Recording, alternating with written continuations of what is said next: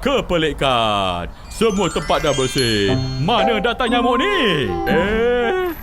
Hai, apa yang kamu buat ni, Pipi? Tanam dia lah, Papa. Kesian dia. Bukan salah dia. Hai, baik betul lah anak Papa ni. Ketayaran apakah ini? Ada air bertakung. Ini pun Papa. Ada kolam renang tak digunakan. Patutlah ada nyamuk. Dalam rumah kita bersih. Tapi di luar ni kotor. Ayo, anak muda. Kita bersihkan sekarang.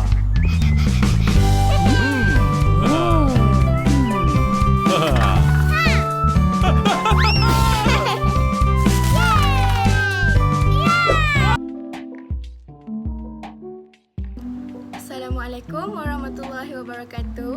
Saya Dia Kalisa binti Rosnan, nombor matrik 10 DAT 24F 1060. Saya akan mengerangkan dan mengulaskan tentang video yang saya paparkan sebentar tadi.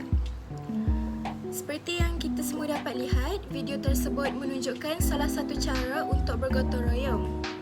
Dalam video tersebut, mereka bergotong royong dengan cara memastikan tiada air takungan dalam tempat-tempat yang boleh menyebabkan jentik-jentik untuk membiak. Antara tempat takungan air yang boleh menyebabkan jentik-jentik berbiak adalah tayar yang terpakai, kotak-kotak ataupun lapik pasu bunga. Ketiga-tiga tempat ini sering menjadi tempat takungan air daripada kesan air hujan ataupun air siraman tanaman. Jadi apabila jentik-jentik menjumpai satu tempat untuk mereka membiak, mereka akan membiak lebih banyak di tempat itu dan boleh meningkatkan populasi nyamuk Aedes dan juga boleh menyebabkan denggi. Jadi apa yang dapat kita ulaskan daripada video tersebut adalah dengan adanya aktiviti gotong royong, kita dapat mengelakkan daripada diri kita dihindari sebarang penyakit dan kawasan rumah juga akan menjadi bersih. Gotong royong juga mempunyai banyak kesan yang baik. Sebagai contoh, dapat mengeratkan hubungan antara jiran-jiran kerana kita melakukan aktiviti tersebut secara bersama-sama. Kenapa ramai orang ni? Kita orang nampak korang berdua mengemas kat luar ni tadi. Jadi, kami pun joinlah sekali.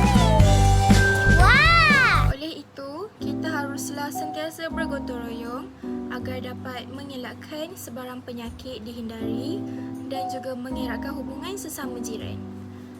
Seterusnya, saya mempersilakan Nur Eliana Zulaika binti Ahmad Ramzan untuk menerangkan tentang kebaikan bergotong royong. Sekian, terima kasih. Bahasa muafakat membawa berkat. Dari suatu sudut, pihak kerajaan juga boleh memainkan peranan yang penting dalam memupuk amalan gotong royong melalui kempen yang diadakan di televisyen dan surat khabar secara berterusan. Selain itu, semua pihak mestilah memainkan peranan dengan mengamalkan budaya bergotong royong dalam kehidupan seharian. Sekian daripada saya. Wabillahi taufiq wal hidayah. Wassalamualaikum warahmatullahi wabarakatuh. Kemudian saya akan memberikan ruang kepada kawan saya Nur Masturah untuk berkata-kata.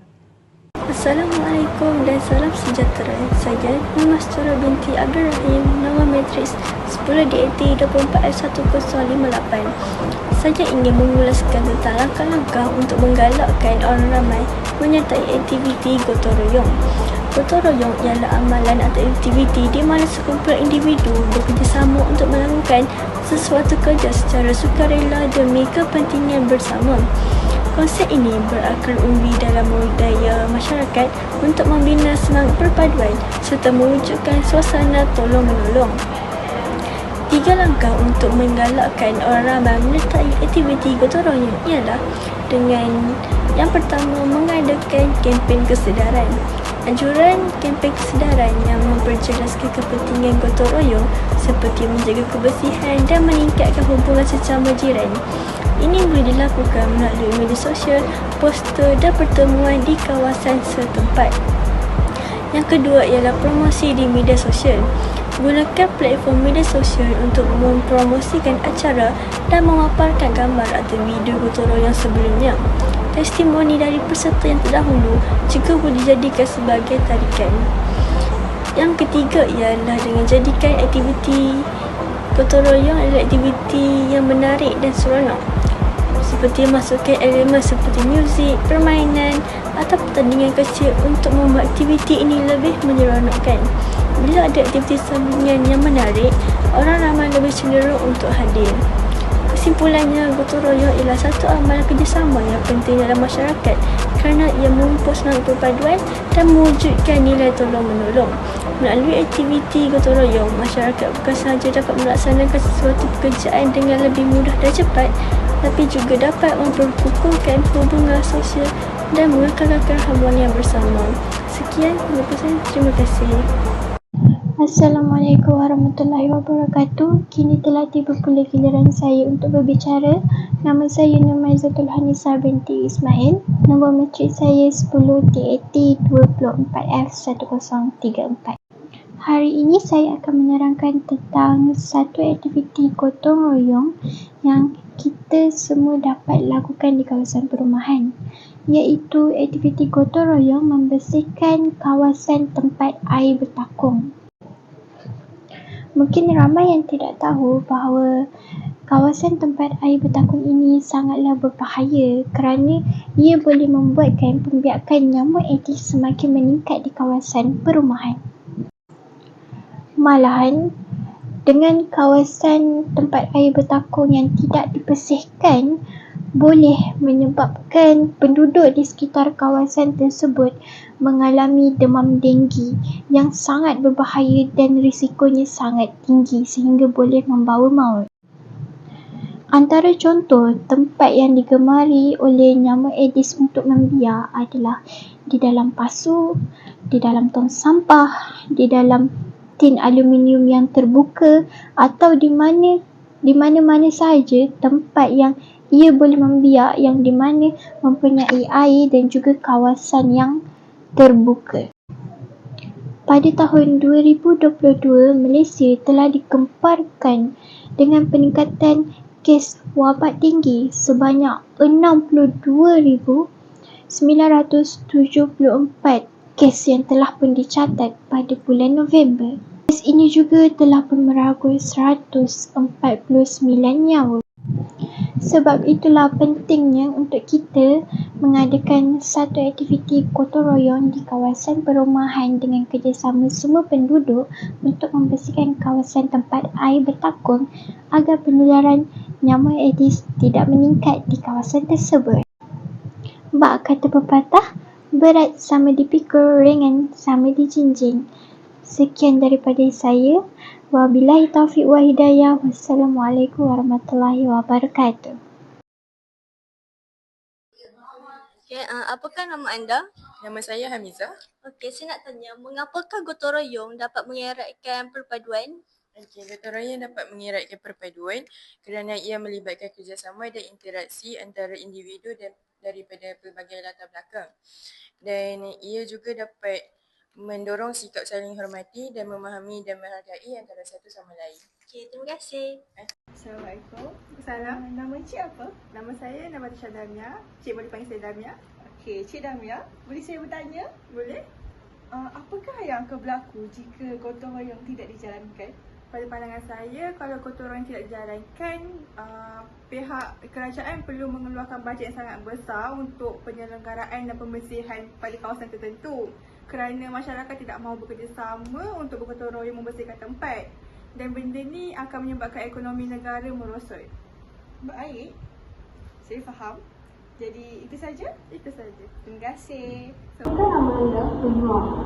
Saya nak tanya, apakah peranan institusi seperti sekolah dalam mempromosikan amalan gotong royong dalam komuniti? Sekolah boleh mengajukan aktiviti gotong royong secara berkala seperti membersihkan kawasan sekolah, menanam pokok atau melibatkan pelajar dalam kerja kebajikan di kawasan sekitar. Apabila pihak sekolah mengajukan program ini dengan lancar, sedikit sebanyak ia dapat mengajarkan kepada murid-murid betapa pentingnya aktiviti gotong royong ini bagi menjamin keadaan dan persekitaran yang sihat. Terima kasih. Assalamualaikum warahmatullahi wabarakatuh. Saya akan mengulaskan tentang temu bual yang dijalankan oleh rakan saya. Berdasarkan temu bual yang pertama, Nur Masturah telah bertanyakan kepada orang awam tentang mengapakah gotong royong dapat mengeratkan perpaduan. Jawapan yang diberikan adalah gotong royong dapat mengeratkan perpaduan kerana ianya dijalankan secara kerjasama dan juga dapat meningkatkan sikap saling menghormat-menghormati. Saya bersetuju dengan jawapan tersebut kerana gotong royong biasanya dijalankan secara bersama-sama dalam kawasan perumahan, persekolahan maupun kawasan persekitaran. Jadi dengan adanya aktiviti gotong royong, perpaduan kaum dapat dieratkan dan sikap saling menghormati juga dapat dikekalkan. Sekian, terima kasih. Berdasarkan sesi temu bual yang kedua dan juga yang ketiga, dekat sini kita dapat memahami bahawa setiap pihak mempunyai peranan masing-masing. Seperti jika gotong royong tidak berjalan lancar dalam kalangan masyarakat, ia akan memberi impak yang besar kepada pihak kerajaan kerana pihak kerajaan perlu mengeluarkan bajet yang sangat besar untuk menampung kos-kos seperti penyelenggaraan dan lain-lain. Juga turut memberi impak yang besar kepada ekonomi negara. Sekolah juga membawa peranan yang penting dalam mendidik generasi sekarang tentang nilai aktiviti gotong royong dan apa tujuannya gotong royong ini dijalankan. Sekian dari kumpulan saya. Wabillahi taufiq wa hidayah. Wassalamualaikum warahmatullahi wabarakatuh.